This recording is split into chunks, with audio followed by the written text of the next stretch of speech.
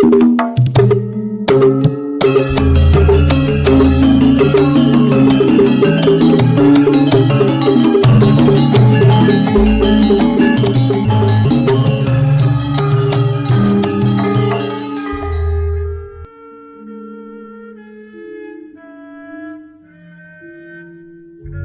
Ibu, para kadang kinasih simbah-simbah lan adik-adik, para rama, suster, bruder berkah dalem Gusti, sugeng rawuh wonten ing PDSK channel menika. Kados pundi kabar panjenengan? Mugi-mugi bagas kasarasan, kesehatan, kawilujengan tansah mengku kula panjenengan sami anggenipun kelampahi gesang ing dinten menika. Lan mugi-mugi lumantar panglimbang basa Jawi waosan Injil kula panjenengan sansaya saged nggayuh iman kapitadosan ingkang leres lan mantep. Langkung-langkung anggenipun kula panjenengan sansaya pitados ing Gusti lan derek cawe-cawe ing pakaryan dalem, mujudaken diri dados rasul-rasul dalem ing jaman menika. Temtu kemawon dados rasul ing jaman menika tetep kados jaman rumiyin polanipun. Anggenipun martosaken kekeran kawilujengan dalem lan Injil dalem, boten namung migunakaken maneka warni kemajuan teknologi lan pengetahuan, nanging ugi kanthi srana prihatin anggenipun cawe-cawe ing pakaryan dalem Gusti. Awit sedaya menika lan kula kinten sampun dados bab sing lumrah, kepingin gayuh menapa sing sae sing bener menika nggih kedah prihatin tiang-tiang jaman rumiyin utawi simbah-simbah yen gadah idam-idaman utawi gegayuhan biasane ya disranani kanthi laku prihatin, mbuh poso, mbuh sesirik, tirakatan lan nglampahi maneka warni srana supados menapa sing kepingin digayuh menika bakal kaleksanan. Gusti Yesus lumantar waosan Injil dinten menika nggih paring pitedah dumateng para murid dalem mirungganipun para rasul ingkang kapiji dados rasul-rasul pinitados martosaken Injil lan nglajengaken pakaryan-pakaryan dalem. Para rasul kautus supados martosaken Injil kanthi laku prihatin. Nah, laku prihatin ingkang kados pundi ingkang dipun kersakaken Gusti? Monggo kita pirengaken sabda dalem Gusti ing dinten menika lan kita wiwiti kanthi sembayang sawetawis.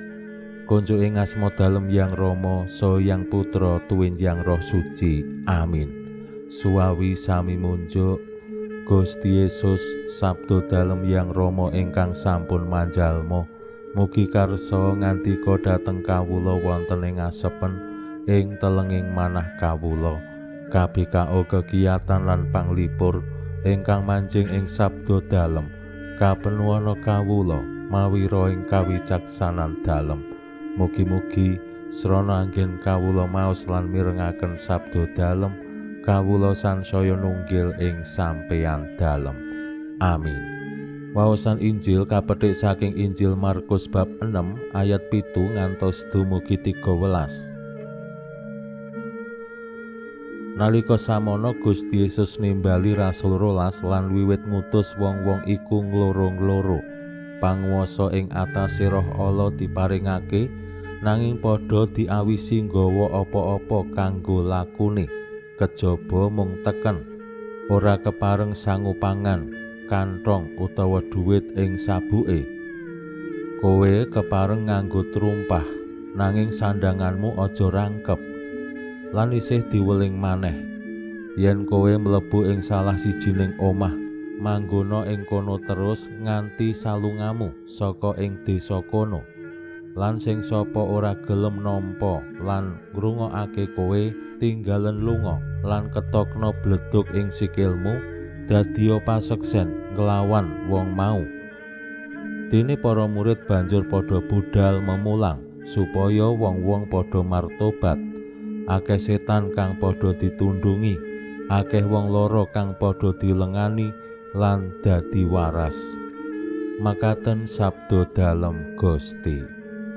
Suwawi sami munjuk. Gusti, kawula munjuk sembah nuwun karana sabda dalem sabda dalem dadosa obor ingkang madangi margining gesang kawula. Katuntuna kawula sageta sabda dalem menika numusi manah ngantos tansah ngrembaka kangge nggayuh gesang ing swarga. Amin.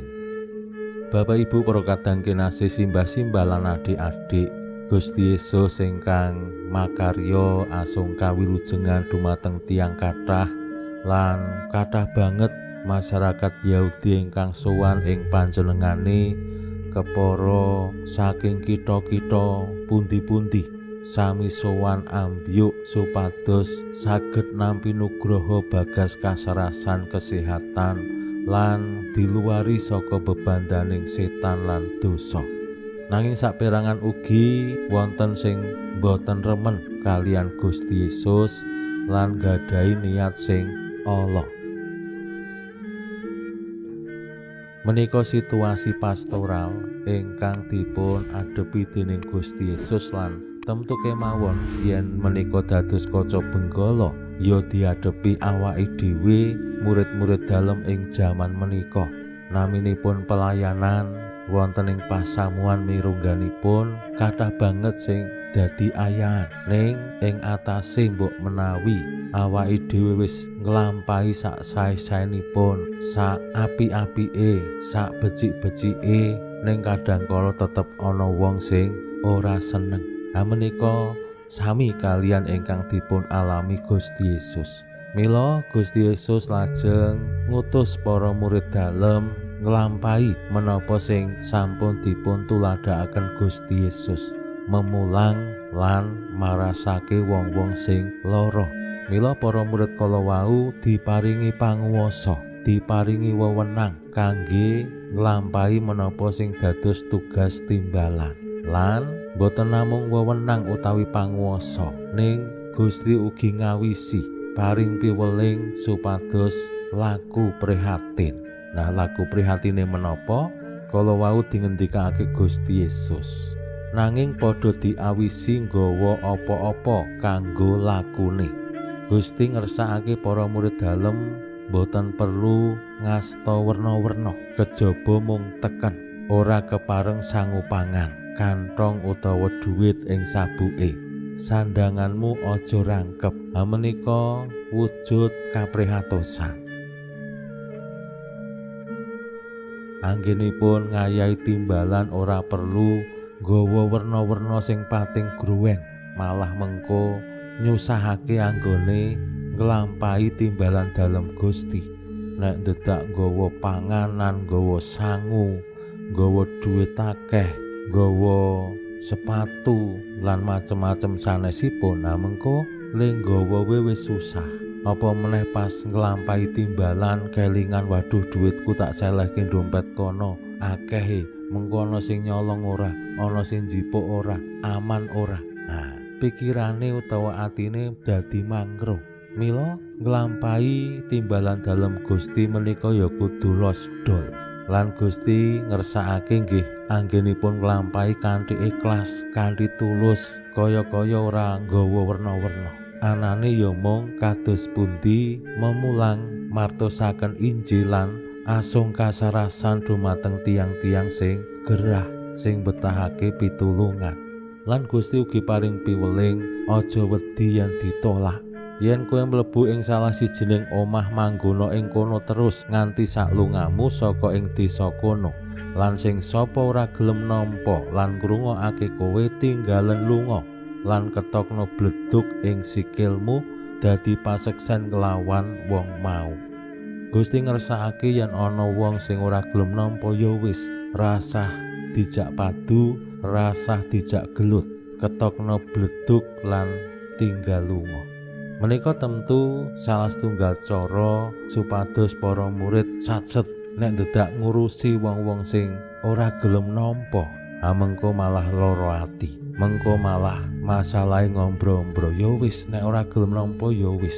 Pakaryan dalem Gusti, piwulang dalem Gusti menika tawaran tumraping tiang-tiang sing betahake kawilujengan. Nek ana wong sing ora gelem nampa ya wis, Gusti mboten meksa. Mila Pangladosan menika nggih kedah dipun lampahi kanthi tulus ikhlas, awit nggih Gusti paring tawaran tumraping kula panjenengan murid-murid dalem anggenipun cawe-cawe lan anggenipun nglampahi pelayanan menika ya tinarbuka ora meksa wong supados nampa pelayanane awake dhewe. Nek ana wong ora nampa pelayanane awake dhewe ya berarti dudu awake dhewe sing ora ditampa, ning Gusti piyambak sing boten ditampi. Pinuji Allah sakmenika sarta ing salami-laminipun. Salam sehat, salam bahagia, salam katentreman.